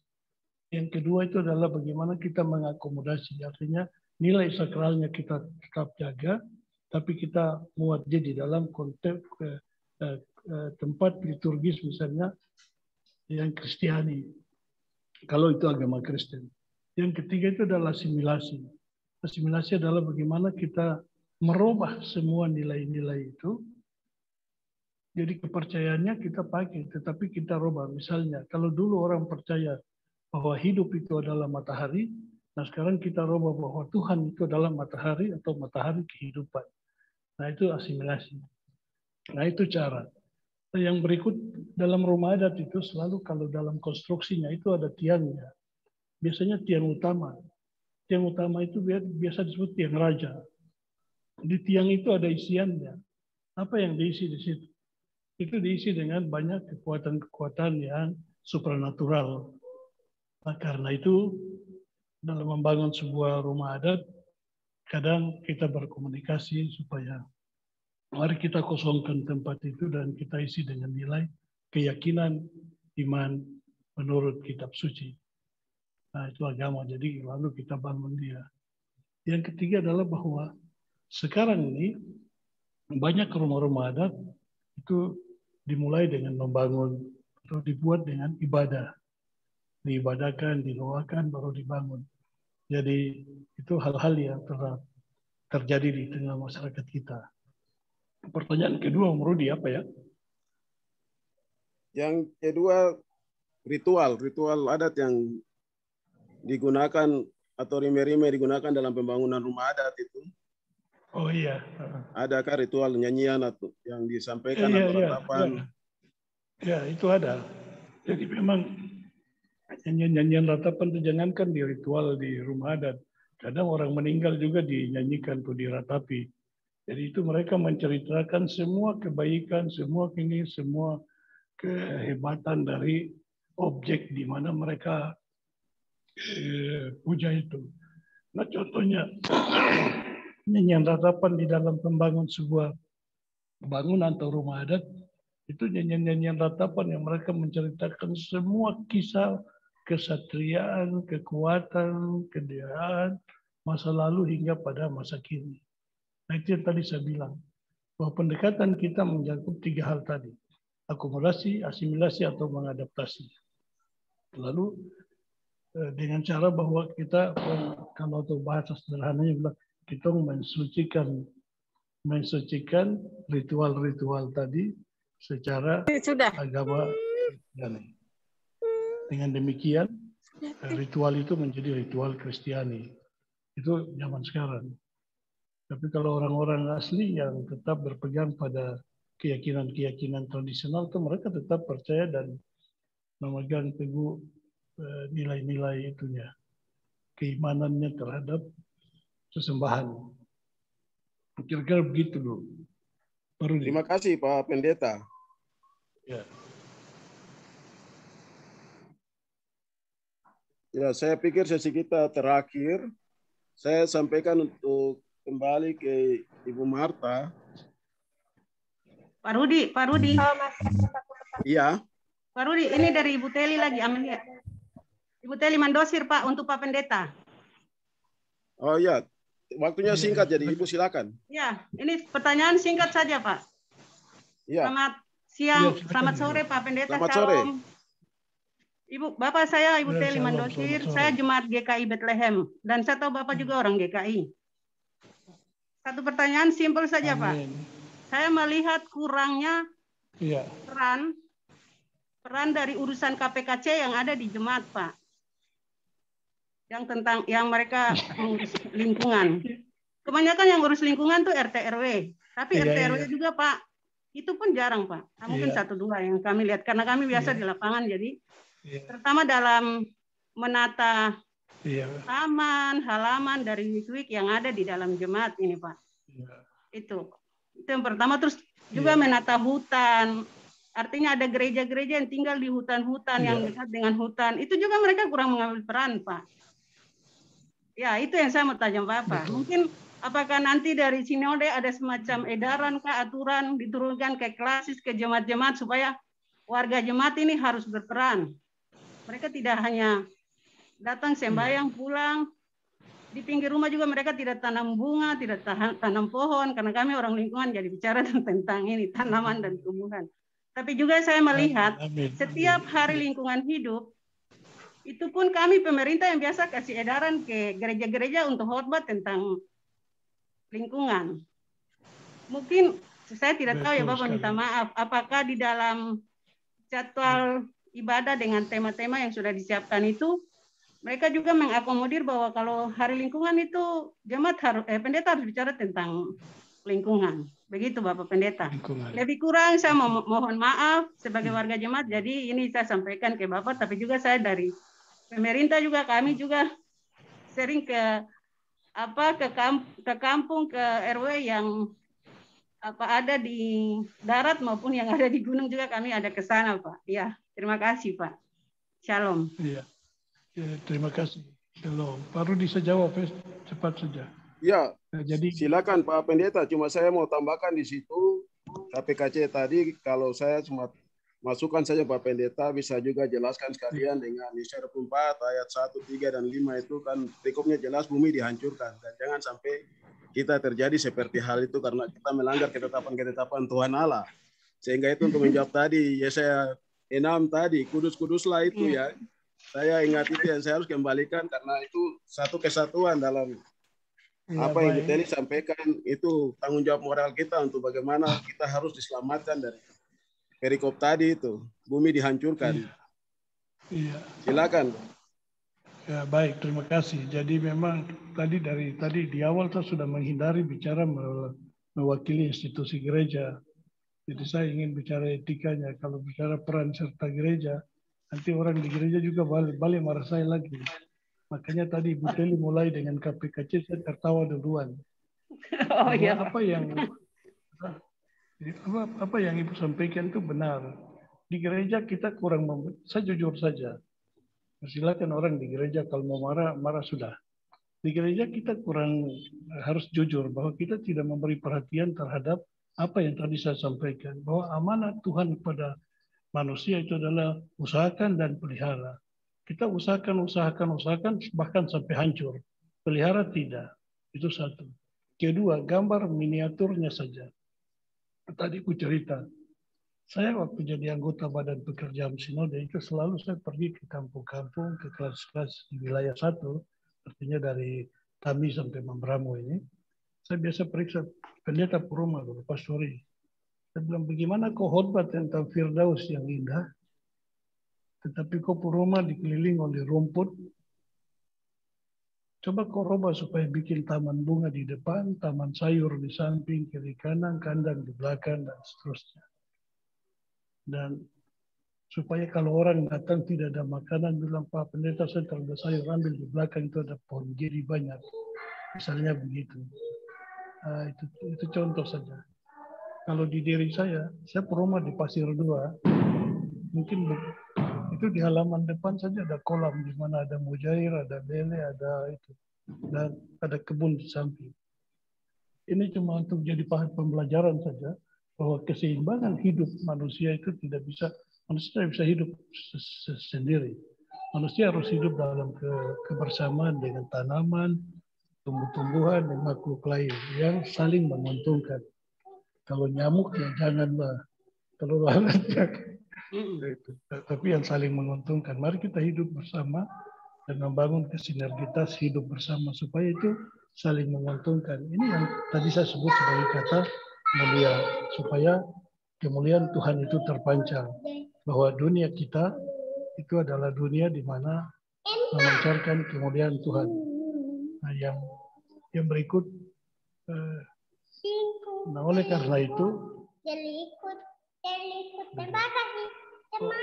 itu segala upaya kita, pembelajaran kita, dan upaya hari ini dengan webinar ini, kita harap bahwa banyak orang mendapat kesadaran baru, kalau mau lebih tepat lagi sebenarnya kecerdasan baru, bahwa kehidupan manusia di lingkungan alam sekitarnya itu sangat tergantung pada manusia untuk menata layaninya. Karena nanti kita harus bertanggungjawabkannya bagi kemuliaan, bagi Tuhan. Saya kira mengingat waktu saya singkat demikian. Halo Pak Rudi. Terima kasih Pak Pendeta dengan penjelasannya. Terima kasih Bapak Pendeta. Ya. Jadi nanti soal KC apa itu kelompok di gereja itu saya tidak bahas. Iya, terima kasih Pak Pendeta.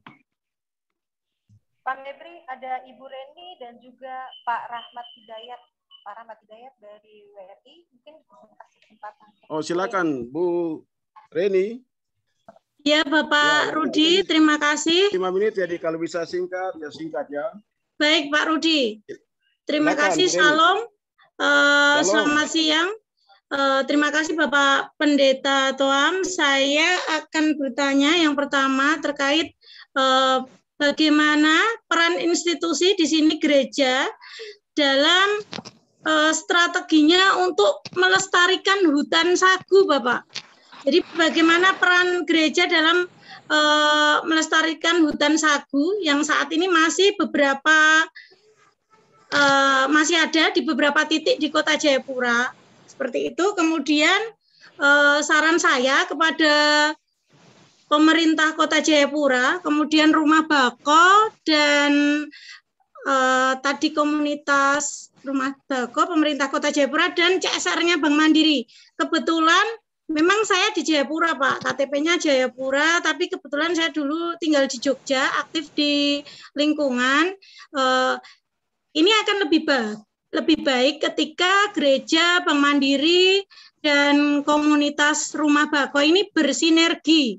Jadi CSR Bank Mandiri ini tidak berhenti di sisi Taman Kota Bank Mandiri, di jalan kota itu. Tetapi bagaimana permasalahan yang ada di rumah Bako ini difasilitasi Bank Mandiri. Jadi bagaimana sampah yang tadinya tidak bisa dikelola jadi dikelola, bagaimana CSR Mandiri itu menangkap. Nah, semua ini stakeholder akan mempunyai hubungan timbal balik dan menguntungkan. Mungkin itu saja.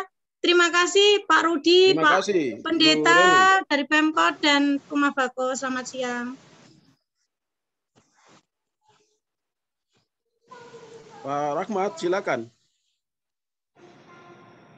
Pak Rahmat Hidayat. Ya, oke, baik. Terima kasih Pak Rudi. Sangat inspiring apa yang disampaikan Bapak Pendeta Tio Toam. Saya Rahmat dari WRI. Saya banyak bekerja di Sumatera, Pak, dan juga ya di Papua serta Papua Barat. Saya hanya sharing pengalaman kami mendorong proses adopsi pohon yang dibangun oleh komunitas-komunitas masyarakat adat. Jadi di Riau itu ada hutan adat, ada hutan desa yang menjadi dasar sebetulnya untuk bagaimana masyarakat terlibat dan dapat manfaat dengan adopsi pohon. Konsepnya sederhana adopsi ini. Bagaimana masyarakat menjaga pohon yang ada, karena kalau misalnya tidak ada pohon, tidak ada hutan, tidak ada lagi hubungan baik secara keagamaan, budaya, sosial, lingkungan, sehingga salah satu inisiasi adalah bagaimana mendekatkan masyarakat dengan pohon, dengan hutan. Nah, untuk adopsi ini, pengalaman kami di Riau itu dilakukan di hampir semua titik kawasan hutan yang dikelola oleh masyarakat. Untuk konteks Jayapura, mungkin bisa kita coba apakah mulai dari hutan kota yang ada di Jayapura. Dan rata-rata masyarakat yang hidup di sekitar hutan adalah masyarakat yang secara ekonomi juga tidak terlalu baik. Sehingga memang mereka melakukan penebangan hutan, merubah tutupan hutan menjadi peruntukan yang lain. Oleh karena itu perlu dicari alternatif. Tanpa harus menebang hutan, mereka dapat manfaat. Pengalaman di Riau, kami menyiapkan ini hampir 6 bulan, dari mulai inventory jenis pohon, diameter pohon, tinggi pohon, tagging pohon, sehingga nantinya akan ada peta berapa jumlah pohon yang siap untuk diasuh. Dari proses pengasuhan di fase awal ini di Riau sudah terasuh 11.750 batang pohon oleh para pihak dari dalam dan luar negeri, baik itu dari masyarakat, pelajar, mahasiswa, perusahaan, kemudian juga ada pegawai negeri. Mereka semua mengasuh, dan saat ini dalam fase awal sudah terkumpul uang 1,5 miliar rupiah.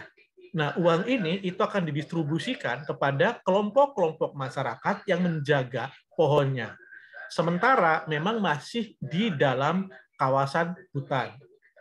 Nah, ini juga bisa dimodifikasi karena di beberapa tempat di Riau juga kami memulai dengan baby tree. Kalau yang sekarang jalan ini adalah pohon-pohon dalam hutan yang diasuh supaya tidak ditebang. Kemudian baby tree ini adalah di sekitar pekarangan, di sekitar hutan, di kebun mereka, masyarakat menanam pohon, dan pohonnya itu kemudian diasuh. Nah, kalau pohon yang ada dalam kawasan hutan yang rata-rata 40 cm diameternya, ini diasuh 200.000 per tahun. Kalau yang di pekarangan atau pohon-pohon yang baru tadi diasuh 50.000 per tahun. Uangnya buat siapa? Buat kelompok-kelompok masyarakat. Dan supaya ini juga transparan dan akuntabel, kelompok-kelompok masyarakat ini membuka rekening. Karena nanti transfer dari para adopter itu langsung ke rekening mereka. Nah, berdasarkan pengalaman di Riau ini, ya saya melihat di Jayapura juga, saya yakin bisa dikembangkan. Tadi ada Bank Mandiri. Mungkin Bank Mandiri bisa berkomitmen, misalnya setiap staf Bank Mandiri itu disarankan untuk mengasuh. Kemudian juga setiap anggota dinas lingkungan hidup misalnya juga disarankan untuk mengasuh pohon ini. Sehingga pohon di dalam hutan kota di Jayapura juga terjaga. Dampak terjaga adalah hidrogeologinya baik, udaranya bagus, dan ini juga tempat belajar bagi anak-anak sekolah untuk mulai mengenal kembali jenis-jenis pohon khas Papua. untuk mengenal kembali hubungan antara manusia dengan hutan, untuk memperkuat sebetulnya pahaman mereka bahwa kalau mereka menebang hutan, sama artinya mereka membunuh kehidupan masa depan mereka. Nah, jadi bukan hanya sekedar uang pengasuhan pohon ini, tapi juga ada nilai-nilai di sana. Dan yang menarik kemudian, banyak tokoh agama juga, Pak Pendeta, yang tertarik untuk, oh ya bagaimana kalau yang muslim misalnya disampaikan di masjid-masjid, bahwa ini ayo kita juga sama, beramal, bersedekah juga bukan hanya langsung ke orang, tapi juga langsung ke pohon, karena ada hubungan antara manusia dengan Tuhan, ada hubungan manusia dengan manusia, dan ada hubungan manusia dengan alamnya. Nah, inilah yang kita coba dorong. Dan saya pikir bukan hal yang tidak mungkin nanti Bapak Rudi atau juga Bapak Ibu sekalian yang ada di sini untuk kita menginisiasi yang ada di Jayapura. Kalau untuk konteks Riau, kalau teman-teman ingin bisa dicek di Adopsi Pohon Riau, itu akan terlihat berapa ribu pohon yang siap untuk diasuh oleh siapapun gitu. Dengan ada hal ini, masyarakat akan dapat tambahan pendapatan dan mereka wajib untuk menjaga pohonnya supaya tidak dirusak. Mereka memelihara pohonnya, mengamankan pohonnya, dan yang paling penting adalah terbangunnya kohesi sosial antar masyarakat. Itu barangkali Bapak Rudi sharing saya terkait dengan kemungkinan untuk mengembangkan adopsi pohon yang ada di hutan kota di Jayapura. Terima kasih banyak, Bapak. Terima kasih sekali, Pak Rahmat Hidayat. Aduh, ini luar biasa. Bapak Ibu sekalian, kakak-kakak, adopsi pohon itu sangat penting sekali untuk kita semua. Ketika pohon ditebang, ingat, uang ini tidak bisa kita makan. Ketika pohon ditebang, sehingga pohon itulah yang mari kita sama-sama berdonasi atau kita lakukan sedekah untuk bagaimana kita mendapat sebuah pohon dalam taman kota atau hutan kota itu jauh lebih berguna untuk kita, sehingga jangan kita salah alamat dengan kita punya kelebihan berkat yang pada kita. Kalau kita di pulsa untuk 1 minggu 35.000 atau 100.000, bagaimana kita bisa sisihkan untuk bagaimana donasi untuk pohon itu. Silakan. Saya, Bapak Pendeta, mungkin ada mau direspon?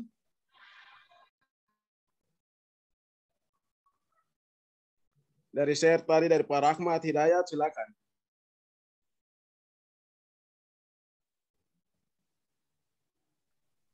Masih unmute Pak Pendeta, mohon maaf. Sudah? Tiko. Pak. Bisa? Ya, silakan. Oke, jadi apa yang disampaikan Pak Rahmat tadi itu luar biasa. Jadi artinya ide kita ke depan kan begitu. Alangkah baiknya kalau kita tiap komunitas atau tiap orang, bahkan tiap pribadi punya pohon di dalam taman kota misalnya. Terserah pohon jenisnya apa, yang penting dia pohon. Dan dia tanam dan dia pelihara, atau dia memberi donasi kepada pada tangan-tangan yang merawat dan menjaganya. Dengan demikian, sumbangan kita itu ada kelihatan dalam taman kota itu. Entah mau kasih nama juga boleh. Misalnya kalau saya tanam satu pohon matua, saya sebut dia nama pohon Fredito, ya itu saya punya pohon. Tapi dia ada di taman kota. Ini ide yang cerdas juga. Terima kasih. Tapi saya juga Terima kasih Pak Pendeta. Saya tanggapi yang Ibu tadi yang bicara soal. Ya, Ibu Reni tadi Pak Pendeta tentang hutan sagu. Ya, jadi hutan sagu ini memang dulu saya ingat sekali Kabupaten Jayapura waktu belum dimekarkan jadi kota dan kabupaten itu ada perda. Kalau tidak salah ingat itu waktu itu Bupati Pakarafir itu yang menetapkan itu perda tentang perlindungan hutan sagu. Nah, mengapa sagu itu penting? Karena sagu itu mulai dari ujung pucuk daunnya sampai ke akarnya itu semua bermanfaat. Dan selain itu dia secara umum bermanfaat terhadap siklus air, udara, dan jaga stabilitas kita. Sehingga dia jadi stok pangan atau jadi lumbung yang menyimpan cadangan pangan kita untuk masa-masa yang susah. Cuma hari ini sayangnya pohon itu sudah tidak ada lagi dan lahan-lahan pohon sagu sudah jadi rumah-rumah. Tapi saya kira tidak menutup kemungkinan kita bisa tanam ulang.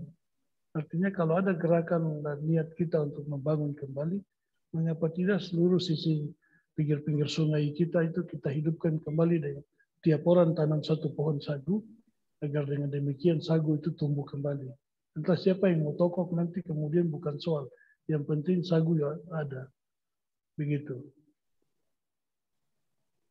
Terima kasih Pak Pendeta. Ya. Pak Sagala, mungkin ada mau dikomentari dari sinergis tadi dari gereja Bank Mandiri dan juga Rumah Bakau. Silakan Pak Sagala. Ya, jadi saya menanggapi sedikit dari pertanyaan Ibu Reni ya. Jadi iya Ibu Reni. Iya Ibu Reni.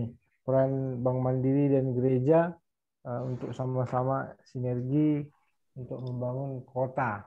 Jadi Ibu Reni, kita juga ada namanya forum CSR yang beranggotakan semua instrumen lembaga BUMN yang ada di Kota Jayapura.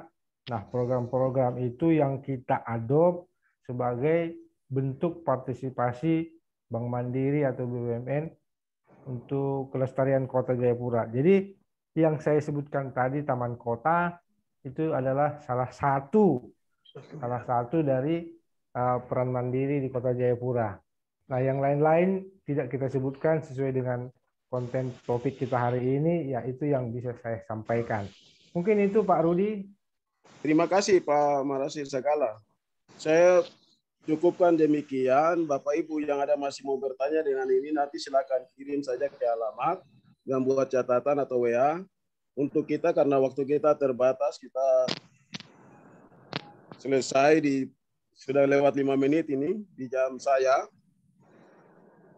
Saya sampaikan terima kasih kepada para narasumber dan semua yang telah berkontribusi, berikan saran, masukan, dan pertanyaan untuk kita dalam seminar siang hingga sore hari ini. Saya menyampaikan terima kasih untuk kita semua yang masih ada ini. Mari kita bersama-sama berpadu tangan dengan sama-sama meratap dan menata Kota Jayapura sesuai dengan moto Kota Jayapura, yaitu Henti Cahaya Onomi Temaring Hanaset, satu hati membangun kota untuk kemuliaan Tuhan. Dan itu ya dicita-citakan oleh para leluhur dan moyang kita, sehingga mungkin dengan seminar kedua ini akan menambah wawasan kita dan kita mau bagikan untuk semua kita dari Kota Jayapura ini, sehingga kita mari perhatikan untuk Forest City atau kota hutan kota ini untuk tetap berkomitmen dengan pemerintah kota dan semua elemen stakeholder ada di Kota Jayapura. Kita bersama-sama bekerja sama untuk membangun Kota Jayapura ini. Terima kasih dan selamat sore untuk kita semua. Waktu selanjutnya saya kembalikan kepada Ibu Karafir. Halo Ibu. Baik, Pak Febri, terima kasih. Silakan Bu. Terima kasih banyak untuk moderator kita di sore hari ini, Pak Febri. Terima kasih banyak untuk narasumber yang sudah memberikan pendapat, ide, dan juga untuk Mas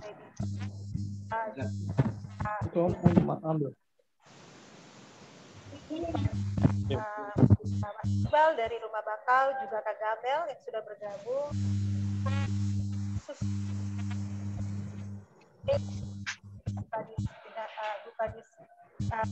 Dan Kebersihan Kota Jayapura, Ibu Teni juga, dan rekan-rekan sekalian baik dari Pemkot Jayapura maupun peserta yang sudah hadir dalam acara kita di sore hari ini.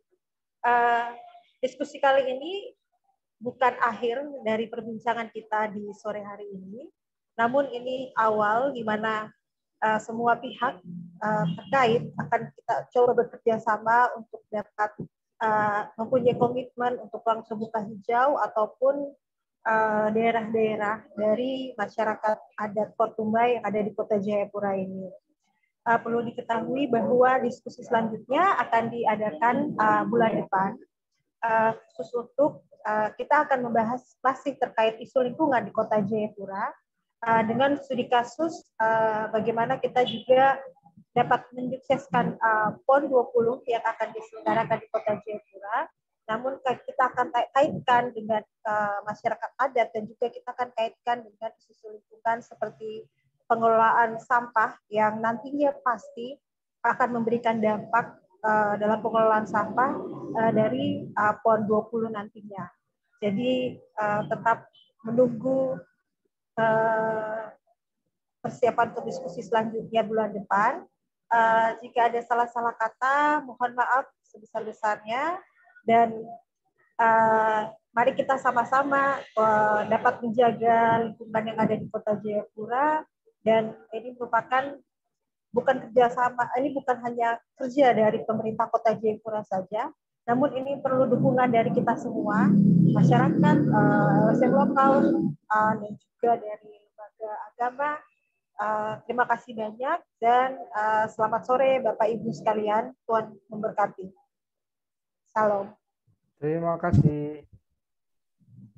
Terima kasih Pak Toam, Ibu Teli. Terima kasih. Terima kasih semuanya. Terima kasih Mata, Wanyang. Terima kasih atas semua. Pak Pendeta, Pak Pendeta. Ahmad. Ya, mari semuanya. Terima kasih semuanya. Biasa ada foto-foto baru.